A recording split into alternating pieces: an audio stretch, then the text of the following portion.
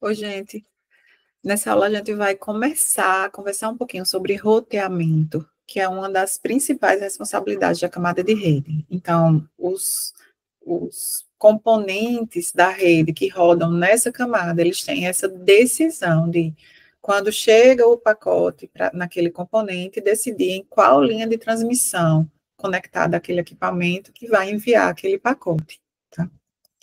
Essa decisão de roteamento é uma decisão que, como eu já falei, quanto maior for o roteador que está tomando aquela decisão, mais informação ele tem que ter para tomar aquela decisão, porque ele tem acesso a muitas redes. Se ele tem dezenas de linhas de transmissão, ele está conectado a dezenas de redes diferentes, então ele tem que saber em que rede ele vai chegar a partir de cada uma dessas linhas de transmissão para poder tomar essa decisão de roteamento, né? Então, esses componentes dessa camada de rede que a gente está estudando, eles vão se basear em tabelas de rotas para tomar essa decisão de roteamento. Não é uma decisão aleatória, é uma decisão baseada em informações que estão nessa tabela de rotas, tá?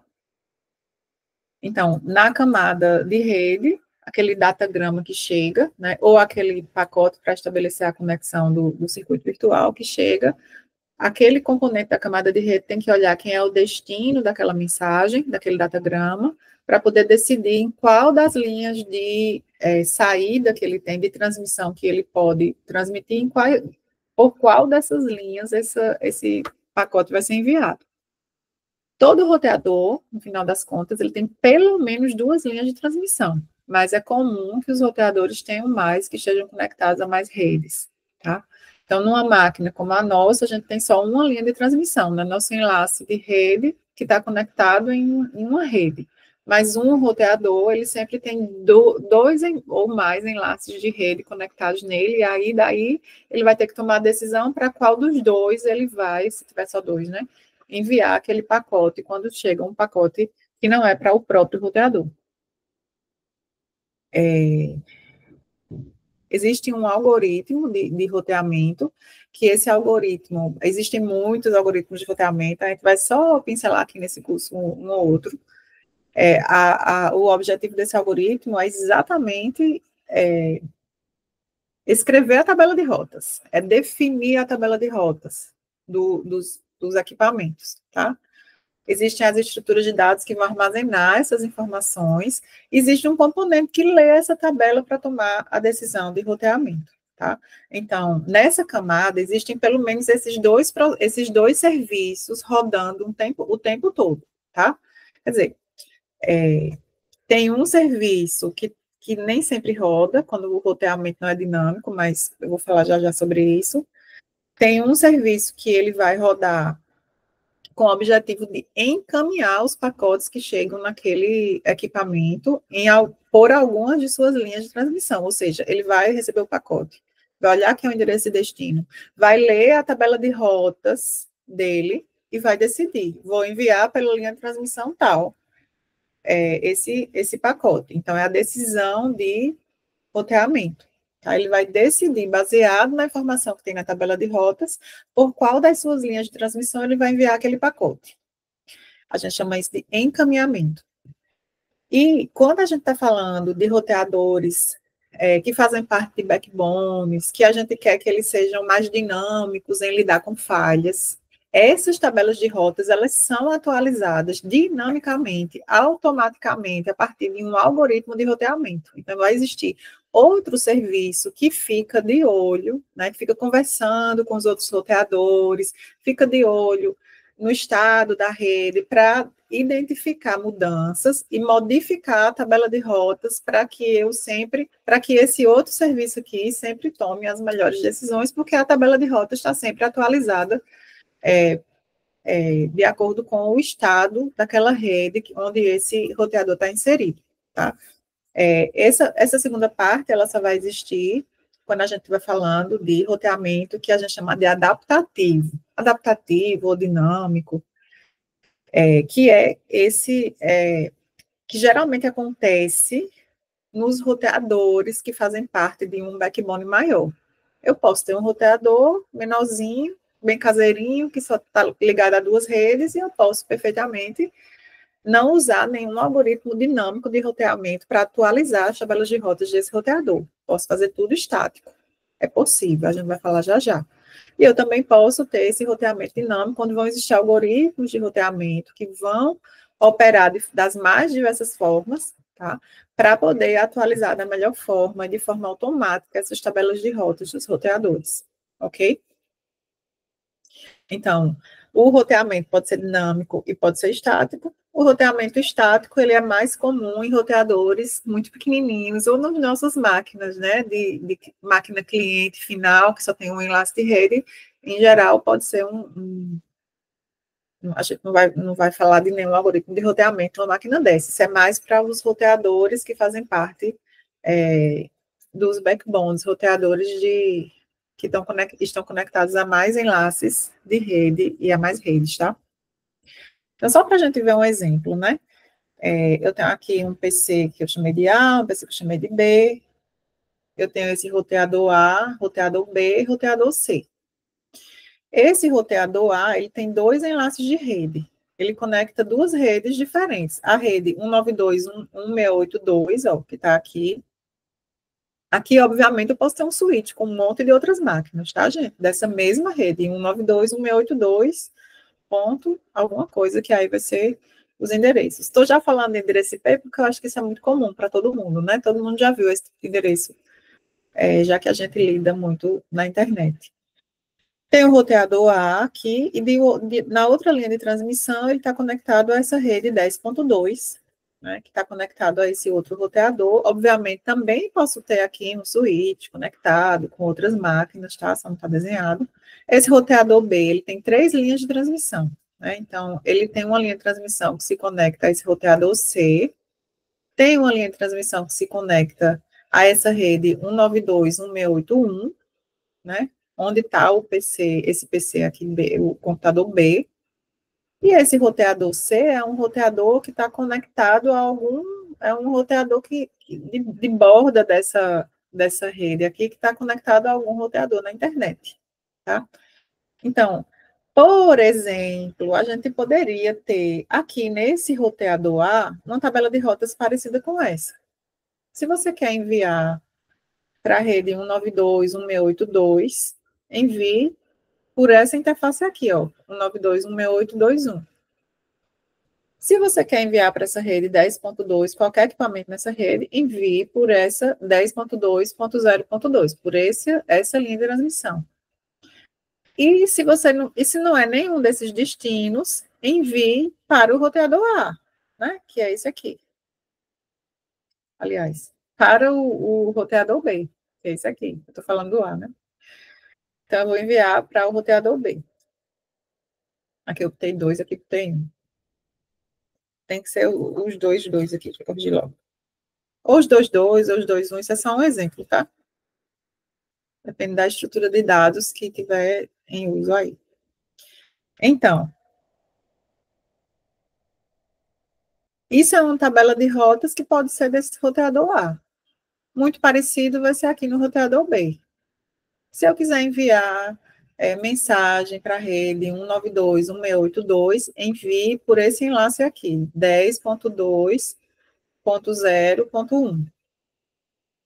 Se eu quiser mandar para a rede 10.2.0.2, envie também por ele. Se eu quiser mandar para a rede 192.168.1.10, eu vou enviar por esse enlace aqui, 192.168.1. Se eu quero mandar para essa rede, 192.168.1. E se eu quero mandar para qualquer outra rede, que não seja essas que eu já listei, eu vou mandar por esse enlace aqui. Ou seja, a rota default desse roteador vai ser o roteador C. A rota default desse roteador A, vai ser o roteador B, tá? E é mais ou menos assim que são as informações de uma tabela de rotas, tá certo? Só para a gente não ficar se imaginando muita coisa. Uma máquina normal, né? Isso aqui foi na minha própria máquina. Então, eu tenho uma rota default que vai para esse roteador aqui, provavelmente é o roteador aqui da minha casa.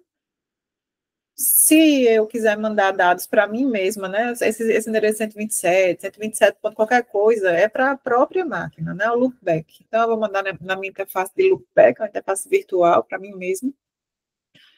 Se eu quiser chegar nessas outras redes, a 192, 254, 168, 16815, depois a gente vai entender melhor essas máscaras aqui, tá? Não se preocupem com isso, não. Vou mandar sempre para aqui, ó, a interface de rede que ele está usando. Quando eu tenho um roteador com muitas, eu teria, né? Aqui, é N0, é N1, é N2, é N3, é N20, certo?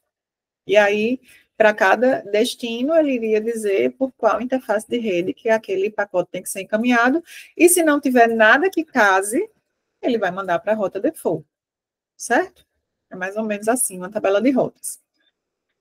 Quando eu tenho um algoritmo de roteamento, quando eu tenho um roteamento estático, essas tabelas são estabelecidas manualmente. Então, alguém que tem acesso ao roteador e que entende da topologia da rede, vai lá e vai inserindo rota por rota. Se eu quiser chegar em tal rede, vou pela interface tal. Aí depende da sintaxe de cada iOS lá dos roteadores, tá certo? Mas vão existir comandos que eu vou usar para ir rotas, removendo linhas nessa tabela, tá certo? Estaticamente. Então, isso é uma opção, roteamento estático. Em outra opção, a gente tem um roteamento adaptativo, em que essas tabelas de rotas, elas podem mudar com o tempo. Mudar por quê? Mudar porque algum roteador falhou, porque um enlace de comunicação falhou, porque foi detectado um congestionamento em um enlace, e existem rotas alternativas que agora passaram a ser melhores, tá? Então, existem muitos acontecimentos que podem fazer com que uma tabela de rotas mude para melhorar o desempenho daquela rede, tá certo?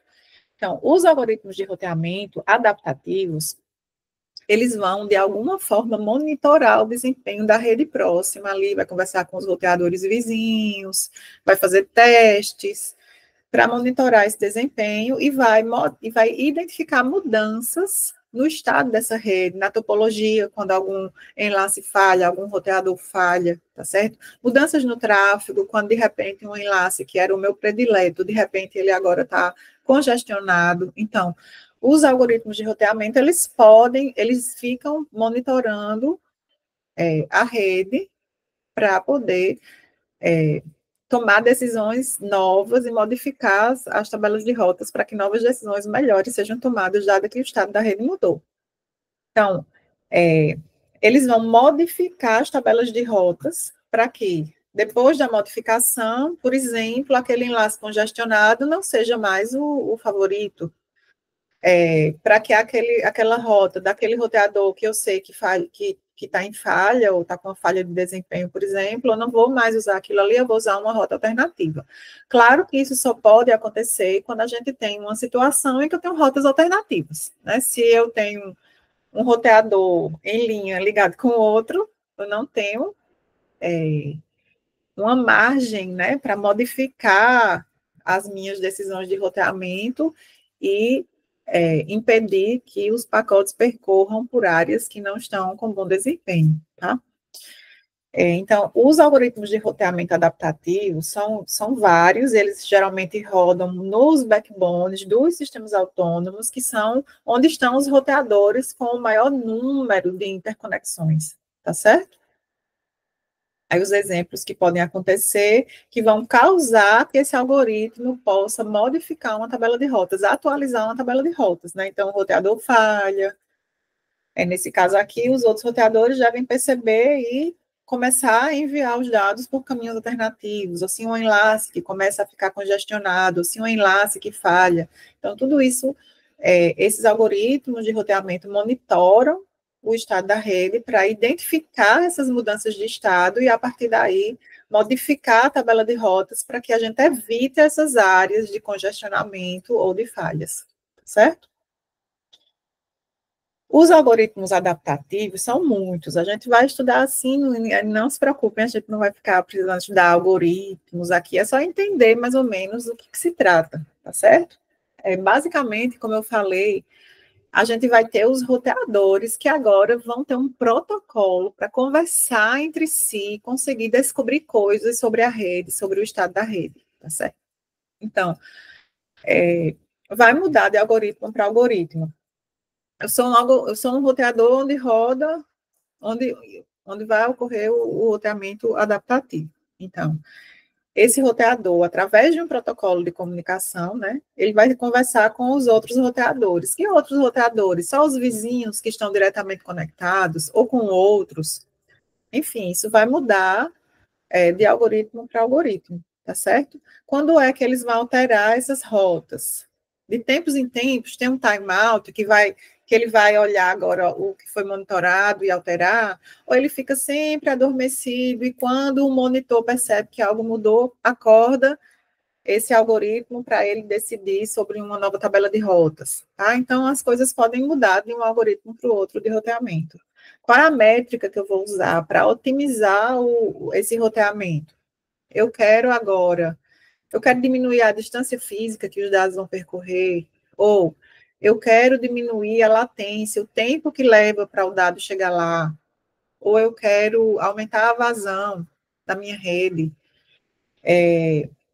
Existem muitas métricas que esses algoritmos diferentes que eles podem usar para tentar otimizar. Então, quando um algoritmo desse vai mudar a tabela de rotas, ele não muda à toa, né? Ele muda porque ele está tentando otimizar, sei lá, a distância física que o dado vai percorrer. E agora esse enlace aqui quebrou, ele tem que saber qual é outro caminho que minimize essa distância física. Tá? Ele sempre está modificando as tabelas de rotas, tentando otimizar alguma métrica, tá certo? Mas, em geral, elas são todas muito conectadas, e, em geral, o objetivo é que esse dado chegue o mais rápido possível no destino, né? É mais o desempenho mesmo.